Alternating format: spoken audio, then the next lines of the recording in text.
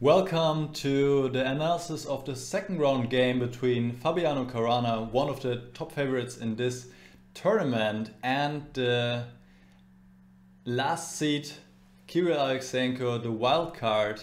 So those two players play against each other who have the biggest elo difference between them. Caruana with 28.42 against Alekseenko with 26.98, as you can also see next to the names of the players. Let's begin.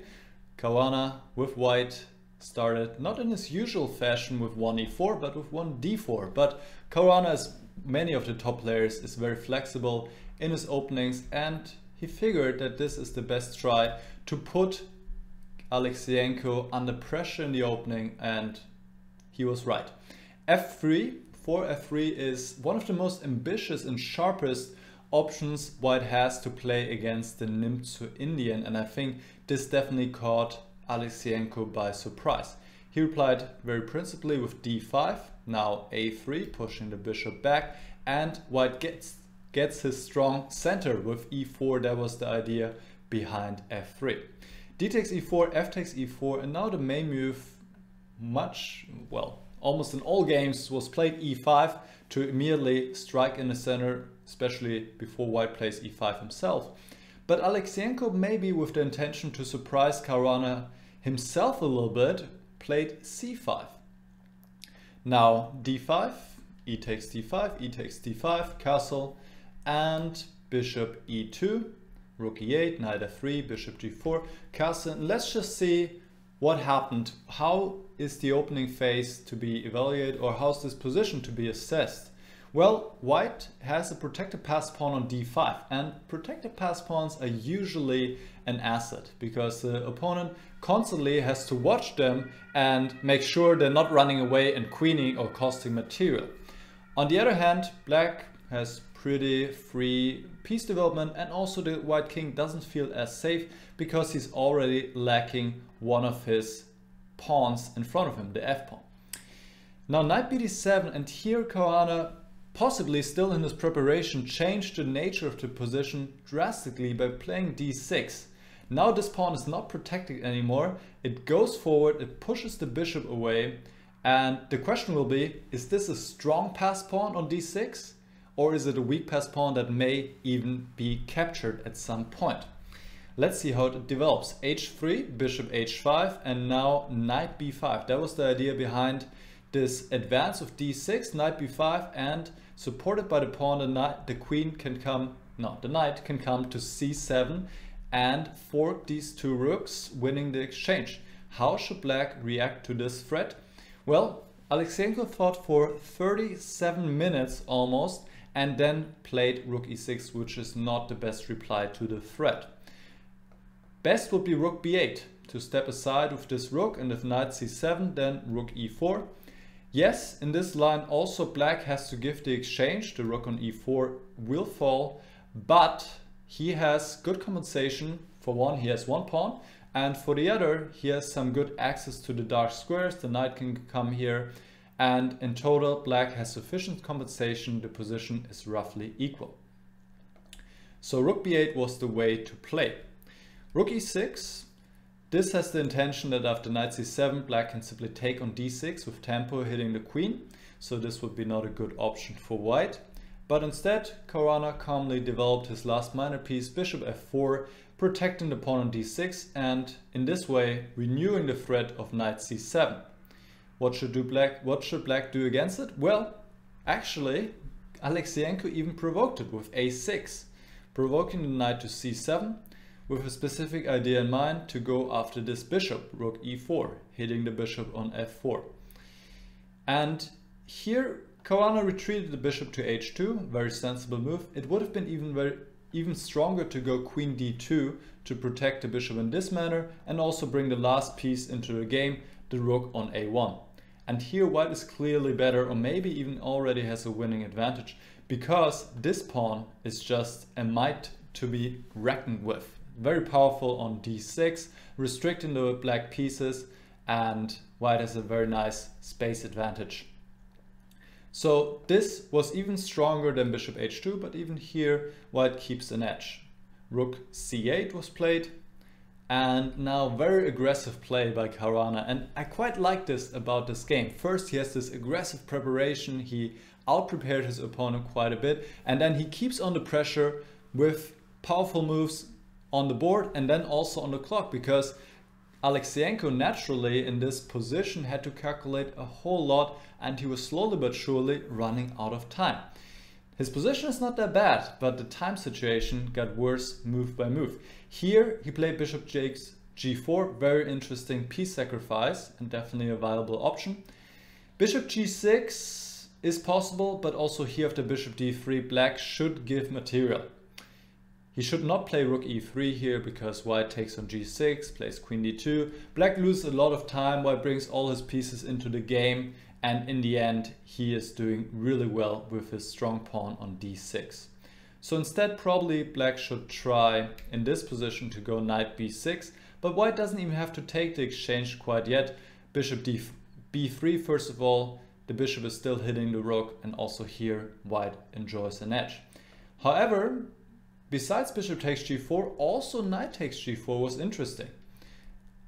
Rook takes, and then to go with the rook to g6, which looks a little bit odd, but the idea is to get rid of this pawn finally. And if black can get rid of this one as well, he should be fine because he has 3 pawns for the piece, plus the white king is open.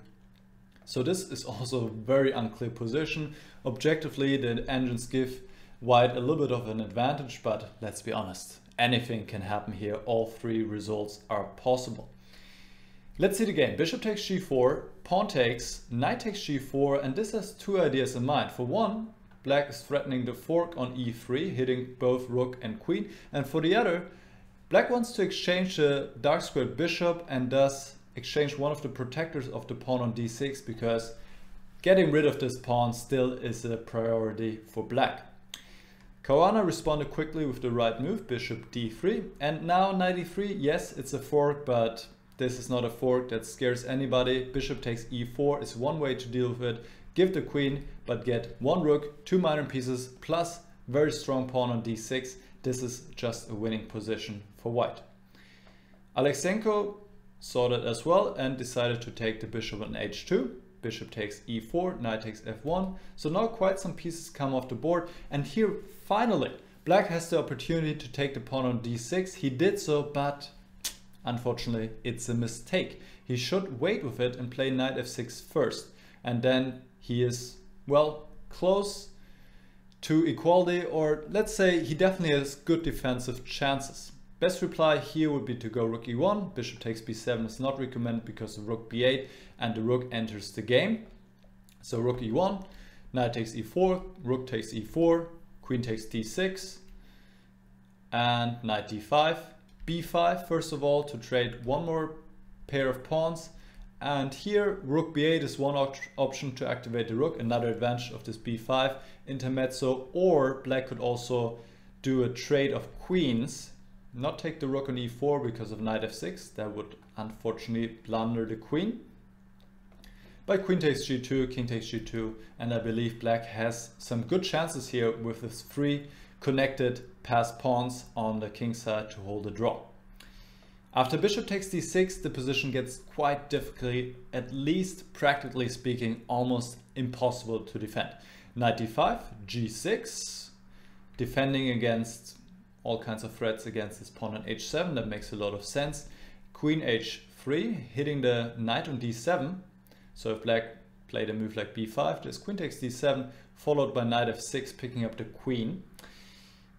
So you always have to watch out for these tactics. King g7 and king h1, nice strong move, bringing the rook into the game via g1. And that's the clue here, that the clue, well, you know what I mean. That's the point, that white can actually use the open files against the black king and initiate an attack.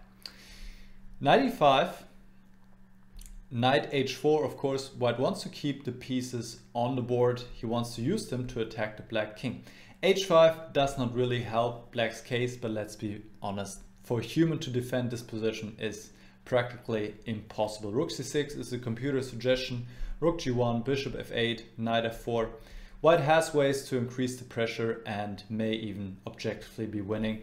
at least practically, like I said, impossible to defend. h5 doesn't help black because now just this pawn chain gets even weaker and is more susceptible for sacrifices. Probably Alekseenko was hoping to get some counterplay with the knight on g4, but it never really materializes. Rook g1. So now, for example, if knight g4, there's knight f5 already. The sacrifice is just coming, g takes f5, bishop takes f5, and the whole defensive setup for black is falling apart. Alekseenko, with 6 seconds on the clock, played bishop f8, but any move loses, and well, there was nothing really to do. White has many ways to finish this up. Knight takes g6, knight f5. Caruana chose knight f4, which is just as fine. Knight g4, the only sensible move, but now once again the same sacrifice we just saw earlier, well, in a little bit different fashion, wins here. Knight takes h5, g takes h5, and bishop f5, not only hitting the rook, but also threatening, more importantly, the trade of the knight. And the knight is really the only piece that's between the king and the white forces, the white heavy pieces, queen and rook. So then the king will be completely exposed and black can do nothing against the mating attack. And this is what happened. Bishop e7, bishop takes g4, pawn takes, queen takes, bishop g5. White could just pick up the piece here, go into one endgame, but not enough for Caruana. He goes queen h5. He wants more than a winning endgame with a piece up. He wants everything. He wants to mate queen h5, and that forced resignation because rook takes g5 is a threat with a continued attack, and if f6, the knight f5 check will lead promptly to a checkmate. For example, here one possible variation, and the king is mated by the white pieces. Queen h5 was the final position in which Alekseenko resigned, and a very powerful display by Caruana. Strong preparation, putting on pressure on his opponent throughout the whole game until, well, he scrambled and could not find the best moves, but it was a very complicated and difficult position, so nobody can blame him really. And one just has to say chapeau to Caruana for a very strong game, powerful game, and he is scoring his first win in the tournament. So let me know in the comments what you thought about this game, and also if you're not subscribed yet, now's a good chance because I'm publishing game analysis every single day, and if you also hit this bell, I believe somewhere, you get notified each time I publish a new analysis. And well, I should also mention there's another game I analyzed, and it's the game vachier-lagrave against Ding Liren. I recommend you to also check that one out. It's also quite interesting. I'll see you again very soon. Bye bye.